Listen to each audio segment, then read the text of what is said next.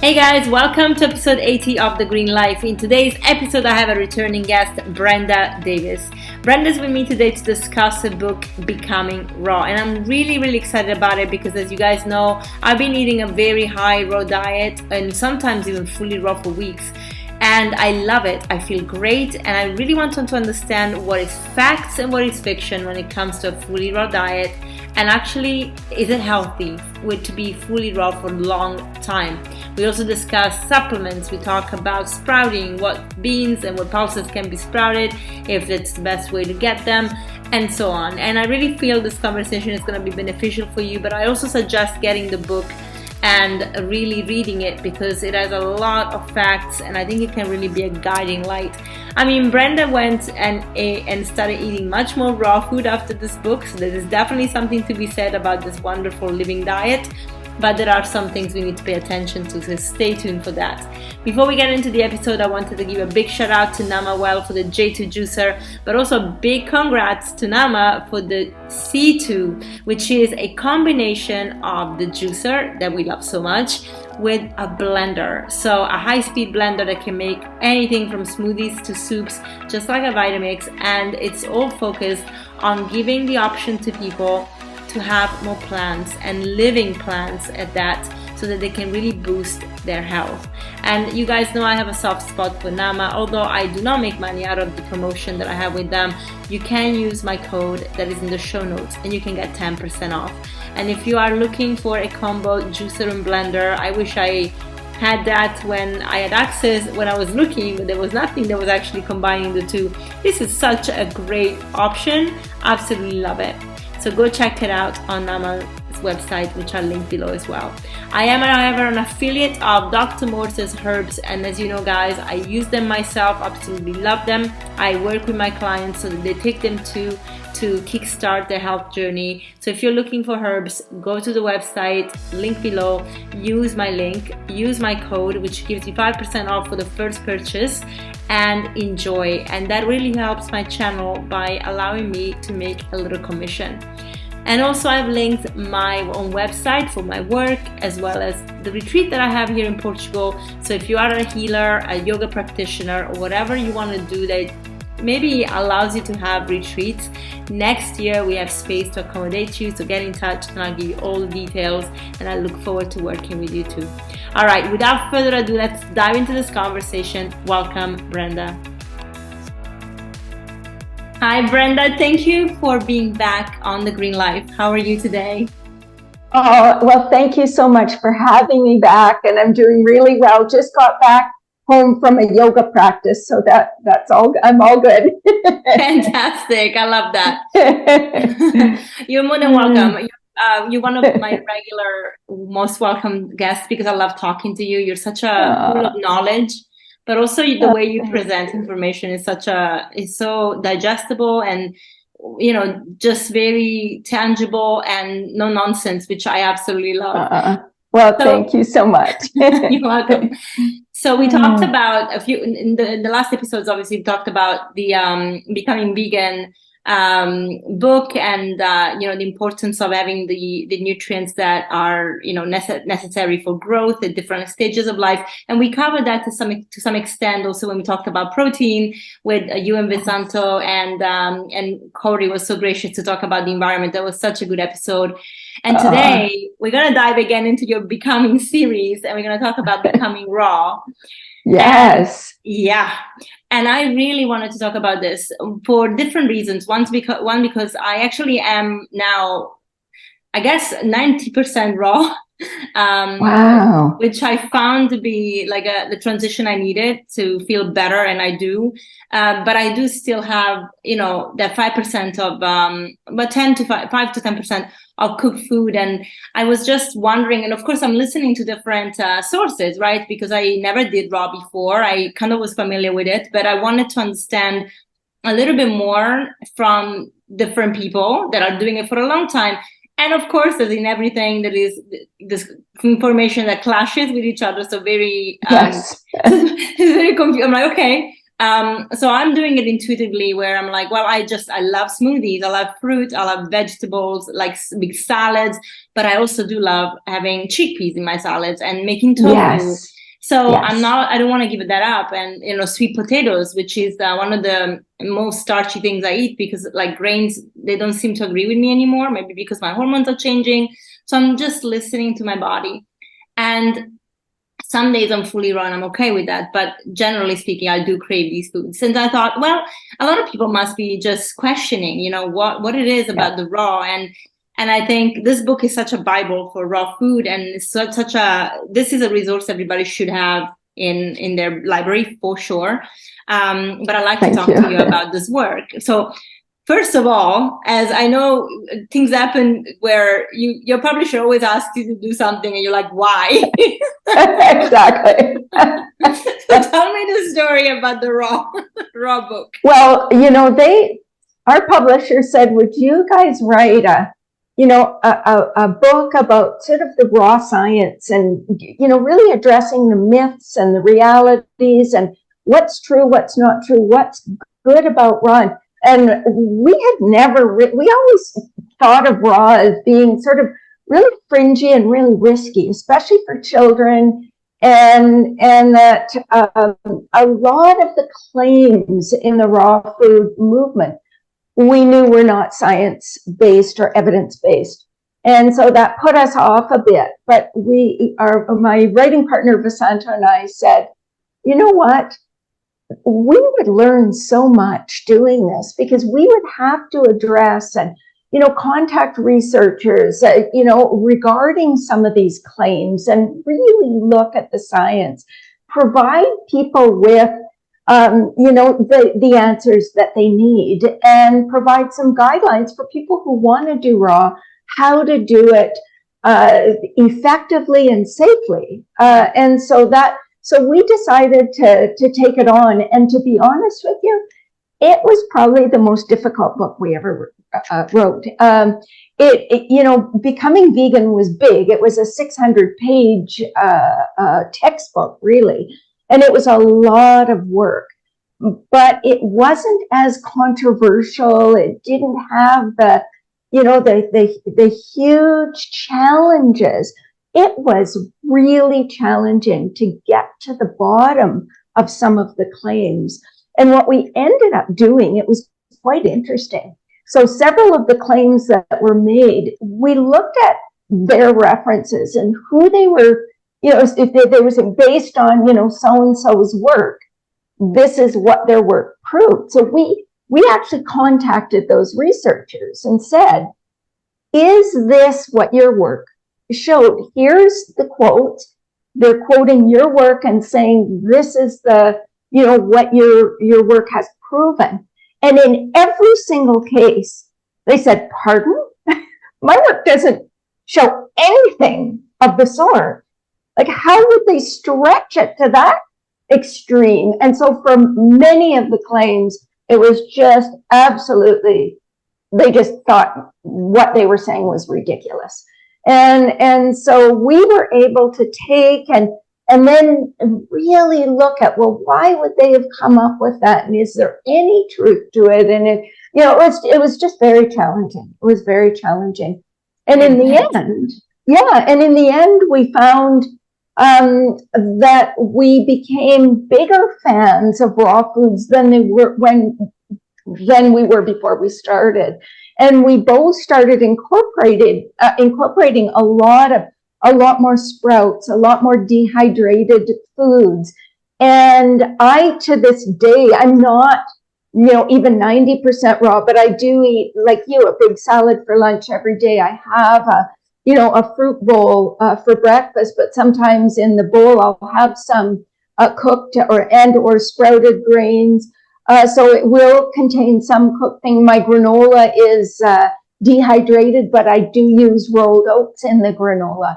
So I have, and then usually our dinner meal is often a cooked meal. And so it's kind of, I would say we're about half and half, maybe 60-40, but we also live in Canada. Yeah. And it's very cold here in the wintertime.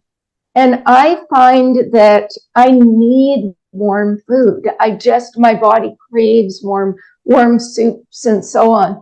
And so the other thing that the raw, sort of examining that raw science showed was, some of the concerns about products of oxidation forming when you cook foods. And so really looking at, well, how do you cook foods in ways that minimize the formation or, don't allow for the formation of those potentially carcinogenic compounds like polycyclic aromatic hydrocarbons and acrylamide and advanced glycation enterics. Of course, we don't have to worry about heterocyclic amines because we don't consume meat. So, but still, looking at a lot of those things, it was very interesting. It was a really, really interesting project. And it really shifted the way we both tend to prepare foods now. Wow, that's interesting. And I love that you actually decided to go with an open mind into it. And that at the end, actually, even though at the end, and you were not a fan at the beginning, you thought it was, wow, this is weird. Actually, it's not very fringy, only like the hippies maybe do it. And then you're like, actually, this is really good to incorporate. I love that because I think it just shows that education can just improve us. We don't have to get extreme about anything. We can just really, find the balance. So I know I jumped a little bit to straight into it, but maybe for people that are like, what is raw? What does that mean? Should we just give them a definition? Sure. So basically, I would say that a raw food diet is a diet that is at least 75% raw by weight. And so that means 75% uncooked foods. And we often think of a high raw diet as being 50 to 74. A fruitarian diet is a kind of a variation on raw, and it's at least 75% fruit by weight. And then there are things like living food diets where it's, really high in enzymes and probiotics and fermented foods and so on. There's even a diet that's, a natural hygiene diet where they it's mainly raw vegan diet, and it advocates food combining and things like that. There are other variations where people eat, believe it or not, raw meat and raw dairy. So there are variations that aren't entirely plant-based. And raw is generally, when we say uncooked, it generally we don't exceed temperatures of more than 118 degrees Fahrenheit. I'm not sure what that is in. I'd have to do I think about 42 degrees, maybe. Yeah, something like that. So and that varies. Some people say 108 degrees, some people say 118, and generally that's at a temperature at which you can dehydrate foods. So, and to this day, like I dehydrate my granola, I make all my own dehydrated crackers, I make dehydrated flatbreads.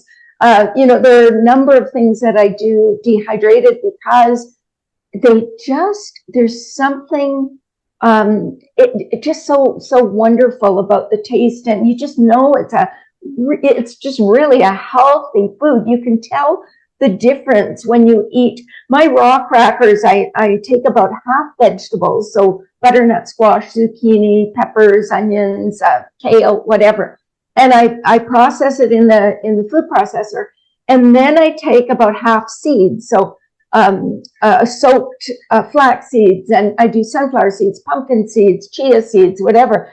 And then I mix the two and put them on the Teflon trays in the dehydrator. Well, if you eat those crackers, compared to a cracker from a box that people typically purchase, even if it's 100% whole grain or whatever, the difference in taste is absolutely phenomenal. You just don't even want the other type of crackers anymore. So there's some things that, and it's the same with the granola. I love the flavor of the granola. I love soaking and dehydrating nuts and seeds as well.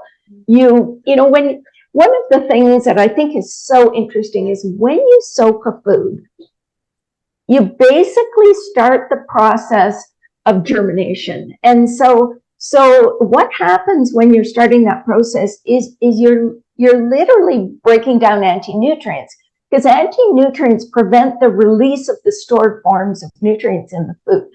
So you're breaking those down.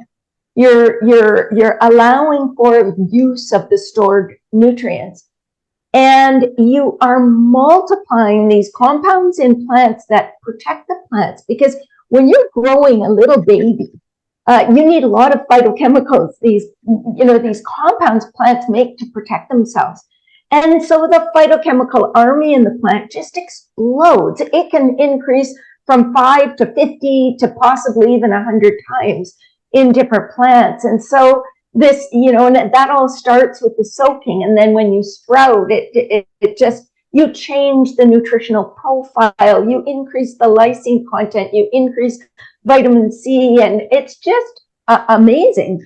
And so taking advantage of some of these techniques that raw food, proponents have been using for many decades, can enrich your diet, even if you're not interested in being really high raw or completely raw food eater. You can just gain so much by learning about these various food preparation techniques. Totally, I agree. I started making them, the raw crackers this summer, and I'm like, wow, you can, just the fact there's so many vegetables in there, like you can add on some more veggies.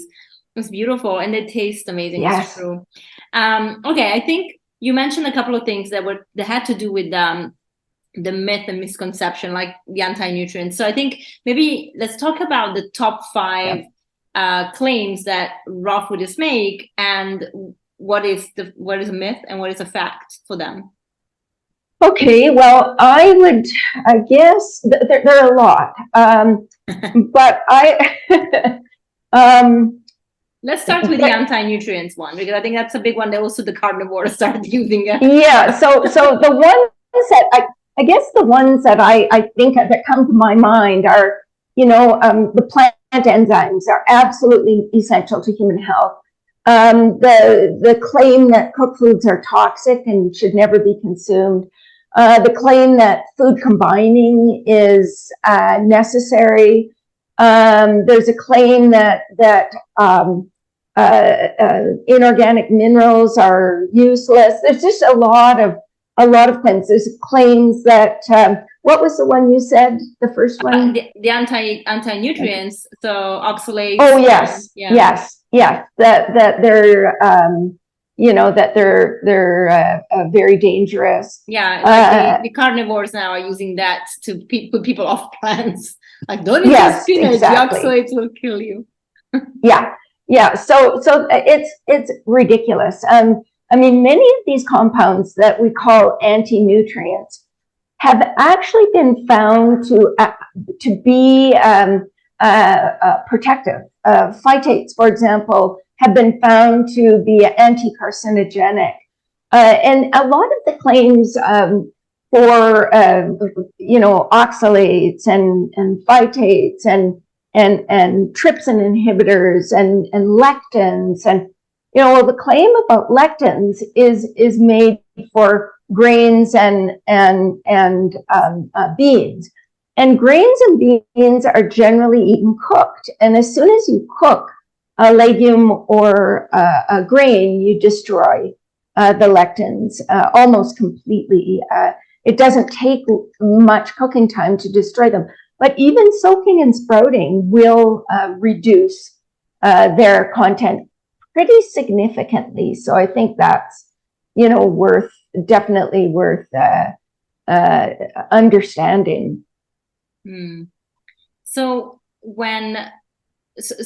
I posted, actually I did a little video about oxalates and sharing that, there are some people that are prone to getting like kidney stones, for example.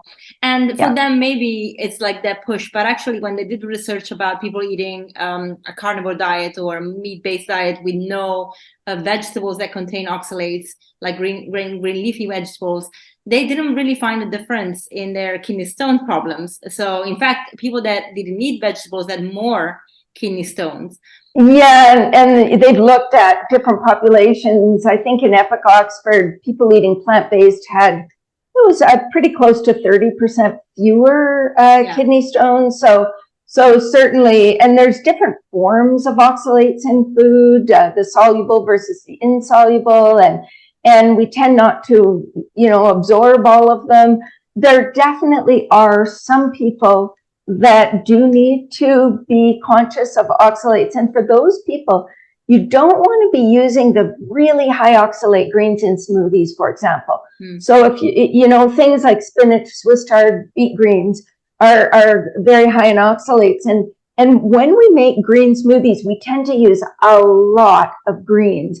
And so for those people that really are sensitive to oxalates, you would want to avoid those particular types of greens and instead use the very low oxalate greens.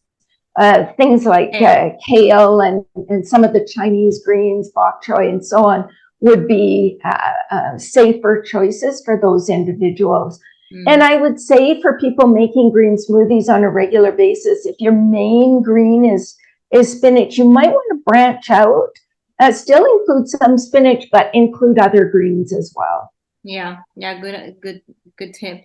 And in terms of pulses, so that is in the community, in the raw community, we have some people that sprout, so they will sprout some pulses like I believe mung beans and lentils, chickpeas often, and then of course all the vegetables like broccoli sprouts and so on. And then there are some people that just don't even do that.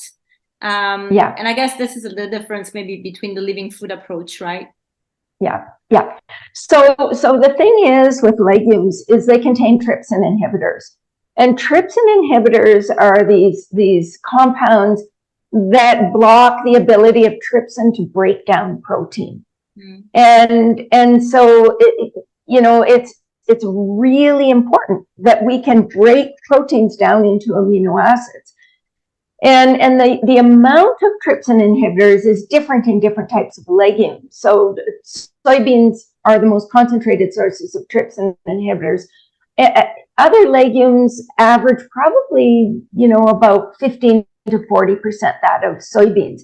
Peas are very low in trypsin inhibitors. So if you're sprouting peas, the whole green peas, they're very low. It's not a concern. Chickpeas and lima beans contain more than most other legumes. They're about 2/3 to 75% that of soybeans. Wow. So they are fairly high. And when trypsin inhibitors block the action of trypsin, the pancreas is stimulated to produce more trypsin. And it can actually drain the body's supply of sulfur-containing amino acids that are used in making trypsin. So legumes are already fairly low in sulfur-containing amino acids like methionine and cysteine. So a high intake of trypsin inhibitors can actually compromise protein nutrition when protein intakes are marginal. And protein intakes are often marginal on raw food diets because people eating raw food diets tend not to consume legumes unless they're sprouted. So they might consume sprouted lentils or sprouted mung beans, as you mentioned. But it takes a very small amount of legumes to make a whole big mason jar full of sprouts, and so it's not as concentrated in protein. Now, of course, cooking eliminates most of the trypsin inhibitors, and so and the longer you germinate a legume, the greater the reduction in trypsin inhibitor as well. And so I think it's just worth people knowing that if you boil a legume, you're going to reduce the trypsin inhibitors by close to 100%. Soaking, you might reduce them 10 to 20%. If you germinate, you're going to average about 30% reduction in trypsin inhibitors. It can get higher if you sprout longer, but you're still not reducing them that dramatically. And so, if you had, for example, 100 grams of raw soybeans, just over a half a cup, that would completely inhibit the trypsin produced by a person in a day. Wow. And so, it's not going to be as much. Like, let's say you had chickpeas, it would be raw chickpeas, it would be about 20%. And lentils and mung beans are much lower, probably 5 or 6%. So they're not as risky. The one thing you definitely do not want to do is to eat sprouted large legumes. So you never eat sprouted kidney beans or sprouted any large legume.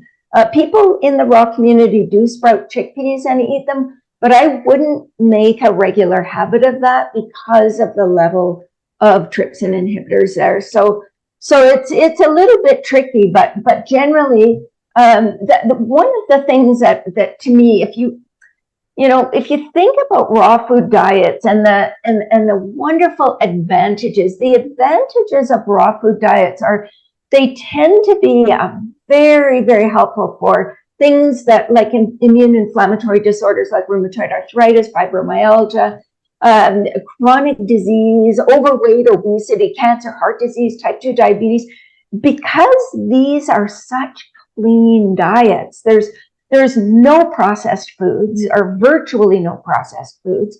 There are very few products of oxidation you produce from cooking. They're just so highly therapeutic. The problem with raw food diets is that it can increase your risk of amenorrhea, which is caused by underweight, of course. There's some evidence of increased dental erosions, and there's definitely evidence of reduced bone density. And so we just need to be really conscious of that. And so in some ways, it makes sense to say, I'm going to eat a high raw diet, but I'm going to include some cooked foods, and those cooked foods will be mainly legumes. I'm going to make a lentil soup. I'm going to make, whatever kind of bean soups, for example, where you're not producing products of oxidation because you're cooking you're using moist cooking methods for example, and then you're increasing your protein, your iron, your zinc. It becomes, fairly available nutrients. And so to me, that's a very reasonable a sort of compromise when it comes to eating raw food diets. And, raw food diets, when you think about it, they're super high in phytochemicals, antioxidants, fiber, healthiest fats, because you're not exposing fat to high temperatures. And then you're avoiding, refined carbohydrates, harmful fats, salt, pro-oxidants, all of these things that are in more processed food diets. And so there are lots of reasons why it makes sense to increase your intake of raw foods and to include raw foods at pretty much every meal. So there are some people, however, I mean, I've seen both spectrums, right? On the spectrum, I've seen both sides. I've seen the people that are too skinny and they don't look healthy and they look like they age 20 years very quickly. But then there are people that actually look amazing. Like they look strong, they look fit, they bulked up even in muscle mass going raw. And I'm just wondering if there is an equation in this where they're actually fully raw, they don't need any cooked food. If there is a trick that somebody is like, I actually really want to do it fully raw, I don't want to have cooked food, I really believe in the lifestyle, in the I guess in the philosophy, and how do I do it right? Did you find that there's a common denominator for success versus failure? Yeah, and I think the common denominator is diversity in the diet, not under eating, and making sure you're to me, it's really important to include some of the sprouted legumes like lentils, but also a fair bit of seeds. So hemp seeds, chia seeds, sunflower seeds, pumpkin seeds are very helpful. Flax seeds, all of the seeds have about 11 to 24% of their calories from protein. They're fairly high in iron and zinc, and so they're reasonable substitutes for the high protein, high iron, high zinc foods in a cooked vegan diet or in an omnivorous diet, for example. And so I think being less restrictive is valuable, including usually fat in a raw food diet isn't a big issue because and nuts and seeds are really a main part of the diet. And avocados as well are often fairly well included in a raw food diet. So that's not usually an issue. The issues I see are more in that realm of the protein, iron, and zinc. And so one of the things I've seen, there are a couple of things that I've seen. One is hair falling out, very thin, easily bruised skin, and that is relating to inadequate protein, inadequate iron, and zinc. And so I think just really making sure sources of those nutrients are provided. The other thing we see from time to time is insufficient calcium intake. And we need to be including those lower oxalate greens and some of the higher calcium chia seeds, almonds, sesame seeds, those things on a regular basis, figs, oranges. There are a number of foods that can be helpful in that way as well. And then the other that I've seen on a number of occasions is iodine deficiency. Yes. And yeah. And so for people that are raw, they often use, if they use salt, they use a non-iodized salt and the sort of more natural salts, which are not good sources of iodine. And if they aren't consumers of seaweed, they're not probably getting enough iodine. And so if you have seaweed, how much seaweed should you have? So if you're including kelp powder provides about 150 micrograms of iodine in a 1/16 of a teaspoon. Okay. So if you were consuming a full teaspoon a day, you'd be above the upper limit of iodine. So you have to be cautious with kelp powder because it's super concentrated in iodine. Now, if you're including nori sheets and you're making wraps and things like that with nori sheets, you could, if you eat 2 sheets a day, you'd be, where you need to be in terms of iodine, because it's somewhere usually around 70 to 100 micrograms per sheet, and you need about 150 micrograms. So you need more during pregnancy and lactation, about 220 during pregnancy and 290 during lactation. So you definitely would need a little more. And then things like dulse and arami and some of the other seaweeds, you don't really want to be eating hajiki on a regular basis because of the concern about heavy metals like arsenic in hajiki. And so that one you definitely don't want to be consuming on a regular basis. But the others, it varies. You'll need maybe a half a teaspoon to a teaspoon. It's not a lot. If they're dried, if they're fresh, it's different. And you also need to be really conscious of vitamin B12. Yes, actually I was going to ask about the supplementation in a minute. Yeah, because the thing is that vitamin B12, a lot of people think, well, I eat chlorella or I eat seaweed, and so I should be getting plenty. Chlorella may be a reliable source. We have a few studies suggesting in that direction. Most of the other seaweeds are not reliable sources. And in fact, many of them contain something we call inactive B12 analogs or non-cobalamin coronoids. And non-cobalamin coronoids are the inactive forms of B12 actually attach to B12 receptor sites. And so they can block any B12 you have from getting onto those sites, and they can actually contribute to a functional B12 deficiency in that way. And when you when you dry seaweed, you actually end up converting some of the active B12 into the inactive forms. And so at this point in time, I would say it's probably safer not to rely on seaweed as a source of B12. I would be taking a supplement, and all you need is probably 1,000 micrograms twice a week.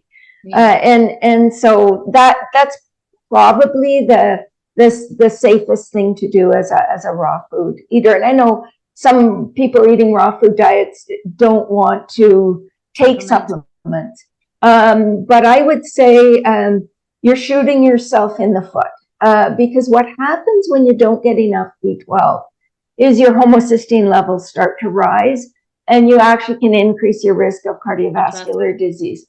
And it can also increase your risk of problems with pregnancy, with brain function. See, B12 isn't optional. You need it to have a functioning nervous system. And so if you are severely B12 deficient, you will end up with irreversible brain damage, and if you and death eventually.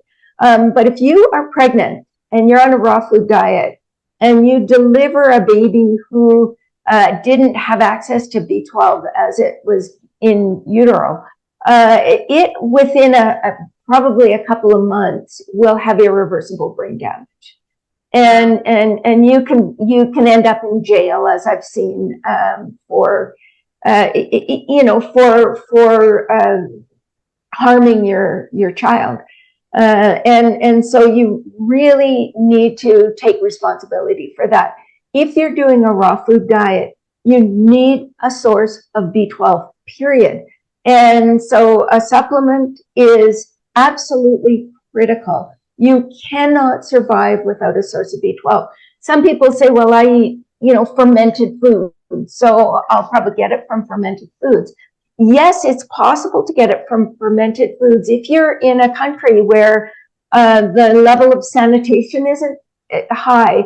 So, for example, the tempeh is fermented in wooden vats that have B12 producing bacteria and other bacteria between the layers of the wood. Then you may get some B12. But in developed nations, we generally use stainless steel, clean vats. Our level of sanitation is such that we don't want to risk, having pathogenic bacteria in our food, so we get rid of the B12 producing bacteria in the process of, being super hyper sanitary. And so even though it's possible to get some from these kinds of foods, they're not reliable sources. And organic foods, I mean, yes, you could get some from mushrooms grown in manure, human manure especially.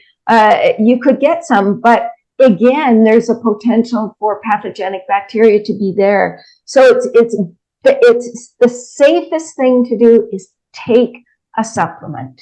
Yeah, that one is just critical. And then vitamin D, it depends where you live. So I live in Canada. We don't make vitamin D for at least 6 months of the year. And so we really need to get it fortified in foods or from a supplement as well. So it just depends on where you are. I agree. I mean, I live in Portugal, and the amount of vitamin D deficiency I see here, where the summers are longer and people could be exposed to the sun, and is still super deficient even in summer.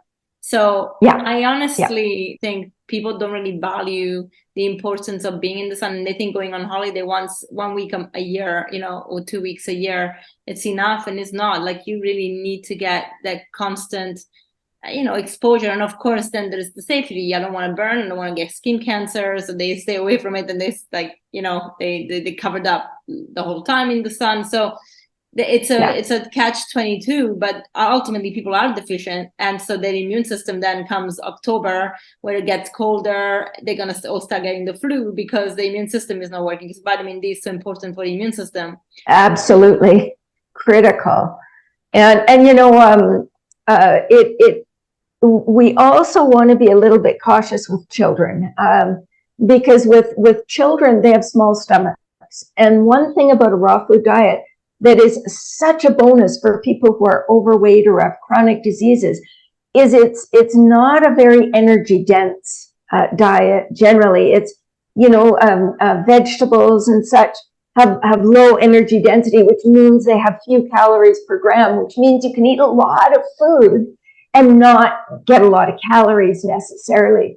And so for small children, that can be an issue because they have tiny stomachs and they need to get a fair number of calories in that tiny little stomach. And so for kids, I would suggest it's great to include lots of raw foods in their diet, but you would also want to include some cooked foods that are more concentrated in calories. Certainly nuts and seeds can be helpful, in that respect, but including cooked legumes and cooked grains, cooked starchy vegetables can be really helpful for them. And then there was another thing that I think is worth mentioning, and that's getting back to some of these anti-nutrients that we started talking about. Yeah. One of the things that the sort of carnivore community often talks about is what we call lectins or hemagglutinin. And so this is something these are proteins that actually bind to sugar molecules, and when they're consumed in excess, they can cause red blood cells to clump together. They can increase cell division, and they can interfere with the transport of nutrients. And probably the most concentrated source is red kidney beans and small red beans. And if you eat undercooked or just sprouted kidney beans, you probably, shortly after you consume them, a couple of hours, you would end up with really debilitating nausea, vomiting, cramps, diarrhea, all of that. It's like food poisoning. And it's important to recognize hemagglutinin or lectins are pretty much completely destroyed by conventional cooking practices. Germination can reduce them by 75 to 100%. And there are different, this is another thing to recognize, there are actually different hemagglutinins in different legumes. So in lentils and peas, the hemagglutinins are not as problematic as they are in the larger legumes. So those are just a few things to know about that. I think it's one of the things that is claimed. The lectins are a big thing in that, sort of carnivorous community, saying they're dangerous.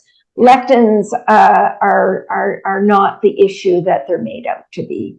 And there may even be, there's a lot of research on prevention of cancer with lectins. Yeah. So I think there is some, That's amazing. Yeah. In fact, I mean, I think, if we have a study that proves something, an angle, people run with it. Yeah, exactly. I mean, we all do it, I guess. We all do it. But I think more and more, thankfully, we're trying to just actually look at the majority of evidence and go with it. I mean, science will never have the answers to everything. Humans are dynamic, our bodies are dynamic. But I think we can get a picture that is, a guide, and actually be logical about it. And in some cases think, okay, this is the risk, those are the benefits, what outweighs what. Because even with the supplementation, one of the, you mentioned the B12. So one of the arguments is we make it in the large colon, but we don't absorb nutrients really from the large colon. So even if we make it, and people maybe don't show deficiency straight away, and some people may not show deficiency for a very long time. I mean, they might be really, they might have a very big, I don't know, backup of it, but it's not worth the risk. As you said, the damage that B12 deficiency can do to our body, it's just not worth the risk. No, it's not worth the risk. And some people can go 2 or 3 years without an obvious source. There's obviously some bits of B12 in something they're consuming. But other people, 6 months, and they're showing, they're getting numbness and tingling in their extremities, and they're starting to show signs of B12 deficiency. And so it's hard to say if you're going to be a person that shows deficiency signs within 6 months, or one of those people that can go longer. And with children, it's just a formula for disaster, not taking care of B12. I mean, I think there are a few influencers. I mean, I've only seen one influencer on Instagram. I don't recall her name, but she had 2 children on a fully raw diet. And I do not know if she supplements. I'm not sure. And, I mean, she carried the pregnancies to term without problems, no scans. I think she was very blessed that things went well, considering that she wasn't checking. But, I feel like sometimes we have to be, I'm all about natural health. I mean, I'm studying to become a naturopathic doctor. So I love that. But I also recognize the benefits of having diagnostics in science because, 100 years ago, we didn't have many of the things we have now. And if No. you have access to them and you can ask a question and instead of guessing, actually knowing, isn't that a benefit? Because I feel like sometimes we want to be so like, oh, pharmaceutical companies, they just corrupt. Yeah, they are. But in some cases, what they make can be helpful. In other cases, let's avoid them with lifestyle and with nutrition and with better choices. But when it comes to diagnostic, I think it's really silly to just put everything in one bag and think everything is crap. No, go for your blood test. Go and check what's going on. If you're pregnant, do a scan just to make sure. I mean, take care of yourself with the tools that you have available to you in this modern age so that we don't have to have the risk that maybe our great grandparents had, right? Yes. Oh, absolutely. I couldn't agree more. I think it's critical that particularly if you're a pregnant person or a new mom that's taking care of young children, it is your responsibility to ensure that you're getting what you need, and it's not that difficult. It's really pretty straightforward. You can do it, but you do need to make sure that those key nutrients that are not provided by our sanitary food system today are provided. And some people say, well, that just proves omnivorous diets are healthier because you don't have to worry. But it's not true. We've actually fortified the omnivorous diet so much. We add vitamin D to milk. We add iodine to salt. We add folate and B vitamins and iron to flour and these foods made from flour. We've had to add nutrients to help ensure that we avoid certain nutritional deficiencies, and we're starting to do the same for plant-based foods as well. Now that there are more people that are choosing to eat this more sort of conscious, environmentally sustainable type of diet. Yeah, I think people also forget that the animals in cattle operations are actually given B12 supplements too. Oh, so absolutely. they because they have to take like a million antibiotics anyway. So it's not natural. So an omnivore diet, the excuse that an omnivore diet is superior doesn't even make sense because we're actually having the supplements through the animal you're eating. So you're hurting an animal having the supplement anyway. Just take the bloody supplement. Yeah, I think the majority of B12 made actually goes to animals. Yeah, it does. Okay, that's very good to know, and I think it's very important conversation to be had, especially for moms, and I think it's really important for people like they want to do it right, because I do see the benefits of a raw diet. So I think, and I feel the benefits of it. But like like today I was very cold, so I made a massive salad, but I decided to have a little bit of sauté kale in it, some eggplants, which actually you can't eat raw. I mean, you can dehydrate them, but I didn't have the time. And you have to cook them. So I'm like, you have to kind of be a little bit flexible, but I wanted something warm on top of the salad. And mushrooms. Exactly. Because for the love of me, I cannot have raw mushrooms. I don't care how good people think they are. I just cannot have them. So they're going to and they do contain agarotine, which can be a problem as well. So it's probably a good idea to cook mushrooms. Good to know. Generally, yeah. Thank you for that. I just don't like the texture, but cool. Okay, so that's very good to know. And what about, so obviously even in the raw food community, there are different approaches to it. So you mentioned the importance of having nuts and seeds for the protein, and I guess for the fats as well, so to get fatty acids. But there are some camps in the raw food community that just don't think that having fat is a good idea. And I don't know exactly if we're talking oils, which actually I don't really consume oils. I use whole fats, but or if they actually talk about no fats at all and keep it very, very low fat. What's your opinion on that? And also, what does the science show? I mean, I know the answer, we kind of touched on it, but what is the better approach for a successful raw diet, even using nuts and seeds? Yeah, well, in my opinion, I think it's really hard to have a nutritionally adequate raw diet without nuts and seeds, because you've already you've basically eliminated grains, unless you're doing sprouted grains. You've eliminated a lot of the legumes, unless, you do a little bit of sprouted lentils. I mean, if you're not entirely raw, then you may eat your legume. That may be your one cooked food. But if you're not doing that, it is really hard to meet your protein, iron, zinc, some of these trace minerals without including nuts and seeds. And also, people need to understand that fat is absolutely critical. It's critical for your brain, but it's critical for your cell membranes. It's really an important nutrient. I mean, certainly there are just two fatty acids we consider essential because we can make them in our body, but we still need to be consuming fat. Fat is necessary for the formation of hormones in our bodies. They're used for so many purposes.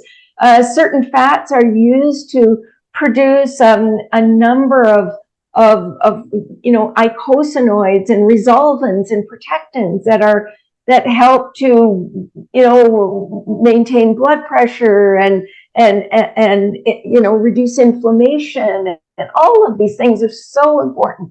So we need to recognize that these are very important to the human body, and when fat gets too low, it can compromise our hair, our skin, the functioning of everything inside. It can compromise our hormone production, as I mentioned, but also it can compromise our ability to absorb fat-soluble nutrients. So there are a number of phytochemicals and nutrients, you think about vitamin E, for example, vitamin D. These are fat-soluble vitamins. And in order for us to be able to absorb them, we need some fat there. But there are many phytochemicals, all the carotenoids and so on, that are fat soluble. And so when you have a little bit of fat in your meal, it helps us to maximize the absorption of these nutrients that are so critical to health. And so, if you look at, but there are, different levels of fats we see, for example, in the blue zones. So the blue zones, we have the Okinawans that only consume about 10% of calories from fat. And then we have the people from Ikaria, Greece that consume close to 50% of calories from fat. And these are all very healthy individuals. So there's a fairly wide range of fat intake that can work. I think fat in blue zones averages probably around 25% or so of calories. I think people in the raw food world often have a little bit higher fat intake because nuts and seeds are such primary sources of protein. And I don't worry about slightly higher fat intake in raw food, people eating raw food diets, because they tend to need those foods for calories, and because their diet is so clean, having a little bit more fat isn't usually an issue for them at all. So my tendency on a raw food diet, like the Okinawan diet that was 10% fat, certainly isn't a raw diet. 70% of their calories is from purple sweet potatoes. Yeah. So these are cooked foods. They eat tofu, probably twice a day. They're eating a lot of the vast majority of their foods are cooked. And but for people eating a raw diet, I think it makes sense to go a little bit higher. And so that's telling, because I didn't really think about comparing the blue zones when it came to fat, but it's true. And I guess, I know that Dan Buettner keeps on researching and seeing, like even now drilling down, what is the difference between the different blue zones, and I think that's really research that needs to be done, and it's done in a place where the science can be quite stable because these people live there for a very long time. I mean, it's also difficult because then the older population passing away means that the new population, if they don't actually keep the same attitudes and habits as the older folks, then we kind of lose a little bit the we do, and that's happening at big time. We're seeing that sort of Western ways are infiltrating in many of these cultures, and that's such a shame. But what we know, I think, about the commonalities of these diets, even though they're quite different in many respects, what they share is they tend not to eat a lot of processed foods, and they tend to eat mostly plant-based. And in every single one of these cultures, legumes are a staple. That's the one true commonality throughout. Legumes are a staple. And I think those things are very, very telling. If meat is consumed and dairy, it's consumed in fairly small amounts. Like I found it very interesting to look at. People often say, well, the Okinawans eat fish. Well, they average a half an ounce of fish a day. If you average it, maybe eat 3 ounces twice a week, but the average is a half an ounce a day. That is a minuscule amount of animal protein, minuscule. So I think that I found that very, very interesting. Very, in fact. So the other myth that comes up, I want to say the other approach that comes up all the time. And for this one, I have some pros and cons because I've seen it work for some people, and I think it's got to do with the digestive system. But food combining.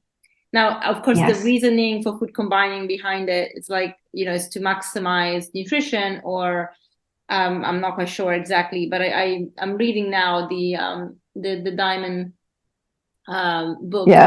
And Fit for Life, and I'm just and I find it fascinating. And I think when it came out, I think it was such a good guide for people to get healthier, and I think it was really well done. But I also, when it comes to food combining, my understanding is obviously, especially for people that have a very sensitive digestive system, that can work because for example, let's not put fruit on top of a meal, like a full meal that has got protein and carbs, because maybe the fruit will just digest quicker, and maybe it doesn't work with the rest, and you start getting some gas, and you're not feeling great. So maybe have fruit on its own and then have the other food on its own. I've seen it work for people, but equally I think, is this an approach that is a must? Is it something that really maximizes nutrition? What's your opinion, and what does the science say about it? Well, it was so fascinating when we looked into food combining, and just so people understand, the food combining sort of theories are, vegetables you can eat with most foods. Proteins are best with salads. You shouldn't eat them with sugar or starch. Starches are best combined with green salads. Don't eat them with protein or fruit. Melons you should eat alone. Sweet fruits you shouldn't combine with acid fruits, and there's just all sorts of acid fruits can be combined with sub-acid fruits, but not with sweet fruits. And, so there's all of these rules. And it was actually based on a theory that if protein and starch were eaten together, the body would wear itself out, producing both alkaline and acid digestive juices, which cancel each other out and then impair digestion.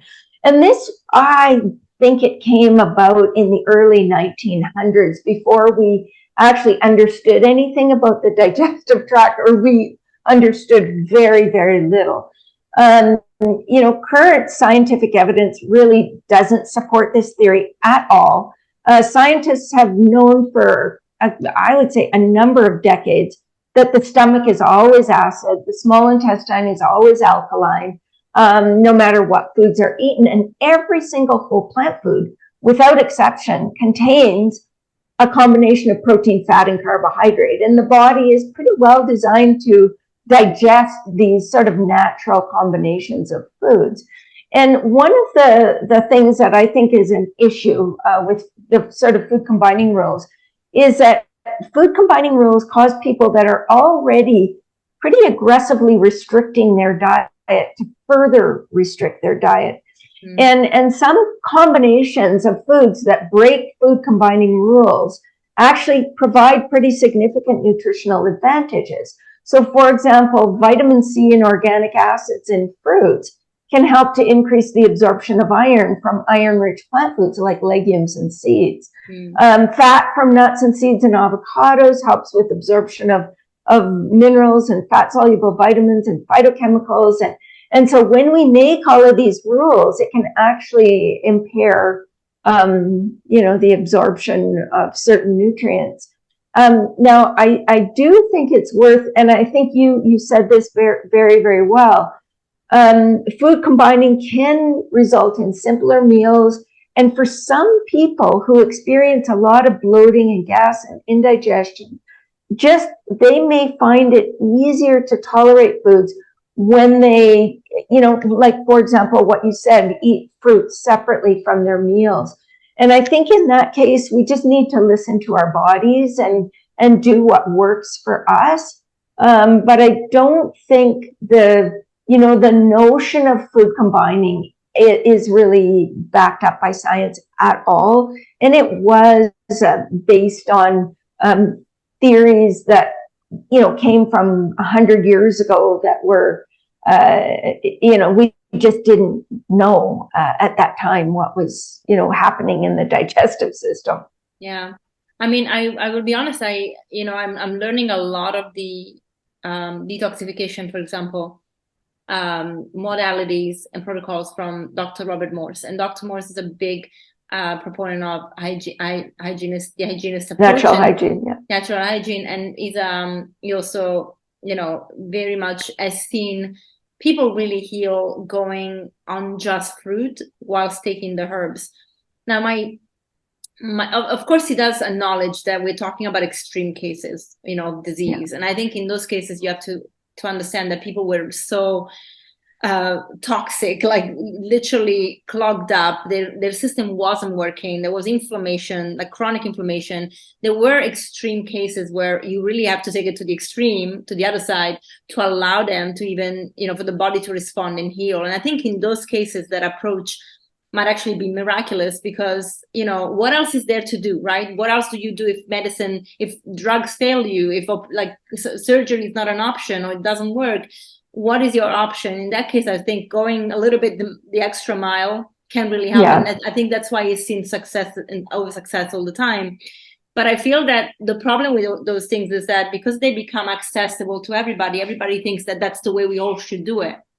And then everybody goes extreme. And lately you might have seen this in the news, but there were a lot of very healthy people that, took it to the extreme. Where especially with detoxification, and this happens a lot in the raw community, where they would think that their bodies are dirty and they have to detox the whole time and cleanse the whole time. And I think it can get so extreme that some of them lost their lives because maybe this mutated in eating disorder, or maybe because they just push their body too much. I mean, we have chemistry in our body happening, and you can mess it up by doing crazy things like those dry fasts, like long prolonged dry fasts. We know that we need water to live. Like at the very least, don't do dry fasts. So for a long time, in any case, and it's and I feel like it's putting again a bad press on the raw community when we get so extreme. So what's your opinion on this? And I don't know if you've seen the news of a couple of raw food advocates or influencers that lost their lives lately because of we don't know exactly, but they were minimizing a lot what they were eating, and so I guess there was a little bit of eating disorder there. I'm not sure. Yeah, and that would have been my guess, is that they had, we sometimes call it orthorexia when people take it's not, their goal isn't to be as skinny as the skinniest person in the world. Their goal is to be as pure can possibly be, and for everything to be perfect that they're eating. And they get so obsessed with perfection that they end up just adding restriction onto restriction onto restriction. And I've had a few clients that have had BMIs of 12 to 14 following, women. Oh, wow. So this is really scary. And what we have to really ask ourselves is what we're trying to achieve. Yeah. And to me, for me, what I'm trying to achieve is I want to stop the slaughter of animals for food. I want to save the environment to the best of my ability. I want to make choices that will make a real difference in this world, even for human health, but for, beyond human health. I really, really want to see this massacre of innocent animals stopped. And so when I think about my own health, yes, I want to live. I want a long health span. I want to be healthy at 100. I really want to achieve that. And so I want my diet to be pretty clean, but I also want to remain connected with the people I love. I want to be able to have fun. I want to be able to celebrate when there's a cause for celebration. And I want to have balance in my life. And so I think it's important that we not be, so overly restrictive that, we're not going to, we need to be flexible. I love what you said about, I felt like having eggplant and some cooked things on my salad, that you can be that flexible even when you're trying to do high raw.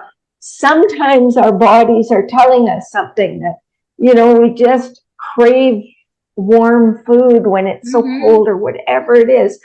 And we need to listen to that. But I think we need to remind ourselves of what this is really all about, and ask yourself why you're doing this.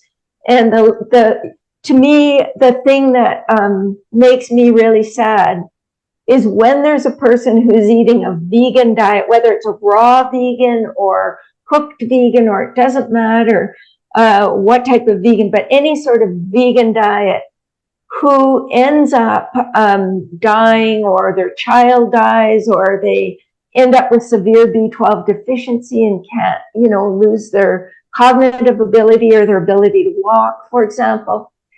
What they're doing is becoming an exhibit number one for why people are justified eating meat. And that's just the reality, because you are what vegan is judged by. Many people who, probably you're the only vegan they've ever met. And so if you blow it, you're basically, you're the example. And so you're saying to them, make sure you eat your meat, make sure you eat your dairy products, because if you don't, you're going to end up like me. And so we want people to, what I want people to see is, I'm almost 65, a couple months I'll be 65. I want people at my gym to say, holy cow, what do you eat? You're like 65. I had my yoga teacher the other day say, when she found out how old I was, she said, I thought you were in your 40s. She said, what, what do you eat? They become interested in why, and that's to me, that's the goal.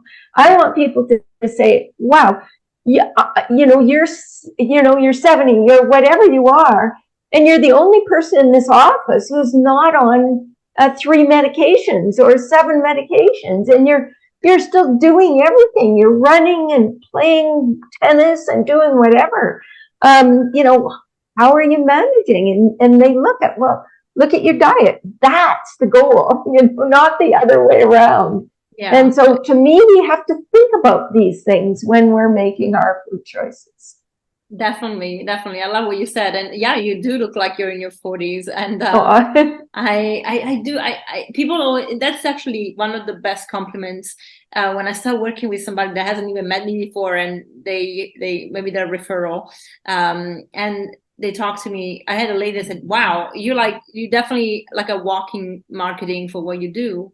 And I'm like, yeah, because if you don't walk your talk, how can people take you seriously? Like, this is one of the things that always shocked me about doctors. For example, I had a very dear friend that had breast cancer, and her surgeon, he was morbidly obese, and he looked like he was going to pass away, like while operating on her. I'm like, how, this is crazy. Like, how can this guy who professes medical, health, is so unhealthy? Like, he was so unhealthy. That always stuck with me. So I'm like, you have to walk your talk. Like, we have that responsibility, and even more so for veganism, because we can get bad press just like this, because there are people absolutely out there that are like, cannot wait. Like, Piers Morgan, for example. I mean, that guy is like against the vegans, like nobody. Yeah, somebody coughs and it's because you didn't eat your steak, this week.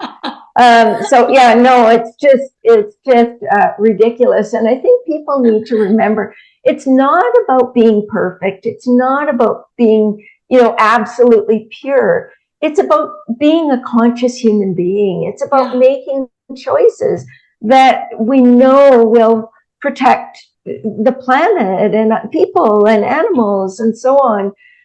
So we need to, really recognize it's not about the individual. It's not about me. It's bigger than that. It's bigger, yeah. I mean, there is something in your book actually that resonated with me. There is a part that you and Besanto, I think, commissioned somebody to do the research on the history of raw veganism.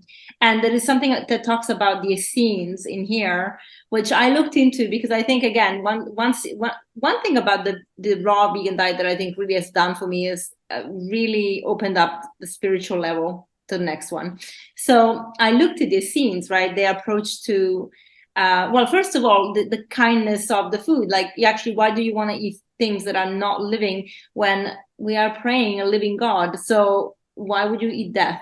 That was like, it makes a lot of sense. But also their approach of non-adulterated food made a lot of sense, because also, the times they lived in is where you had either people eating a lot of, the hunt and like fats and, different things in different cultures. And they decided to stay with the food that was present in the Garden of Eden, basically. And I think that's a beautiful approach. And so there is that spiritual level as well. So you're right, it's bigger than us. And it's, it's about the animals, about the planet, and it's about our consciousness rising, which I personally think we cannot do if we put death in our body. No, I agree. Absolutely. Oh, yeah. On that note, I know the time is up, so I don't want to keep you too long, but wow, I can't believe that it's been an hour already, actually. It went fast. To talk about. Yeah, there's so much to talk about. This, as I said at the beginning, this book is really a great Bible for understanding the science behind a vegan, raw diet, because I think it's important to put facts where they belong instead of myth, because a lot of people can get injured by just believing in something they heard and not looking into it. So, and I'm glad to see actually there's a movement of people that are starting to become much more aware of this, and are questioning, and they're like, I've been vegan, like raw vegan, for 7 years, and I actually now feel like my body's telling me to have some cooked food, and they're doing it. And this is particularly happening to women as they transition into a more mature age, where their hormones are changing and their body's telling them something.